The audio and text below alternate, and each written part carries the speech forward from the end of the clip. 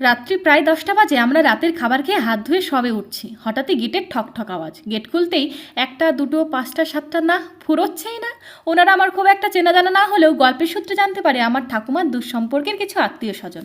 আর এটাও জানতে পারি আমাদের গ্রামেই কোনো এক বাড়িতে দুপুরবেলায় নেমন্তন্ন খেয়ে গ্রামটা ঘুরতে বেরিয়েছেন আর রাত্রিটা এখানেই কাটাবেন, তবে রাত্রে কিচ্ছুটি খাবেন না। তা বললে কি হয়, সেই দুপুরবেলায় খেয়ে এসেছেন, এখন তো রাত্রি 10টা। কি গো, যাও তাড়াতাড়ি গিয়ে চিকেনের দোকান খোলা পাও নাকি দেখো।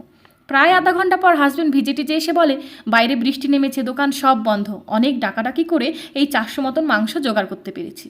আমার তো শুনে মাথায় হাত, 8জন মানুষ আর 400 মাংস। আমাদের টেনশন দেখে একজন আত্মীয় বলে উঠলেন, ও বউ, আমি মাংস টাংস বেশি খাই না গো, আমার জন্য একটা আলু দিও তবেই হবে।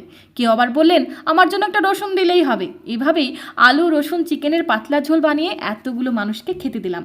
যদিও আমি চেখেও দেখিনি, তবে ওনাদের কথা শুনে মনে হলো মাংসটা নাকি হেব্বি হয়েছিল।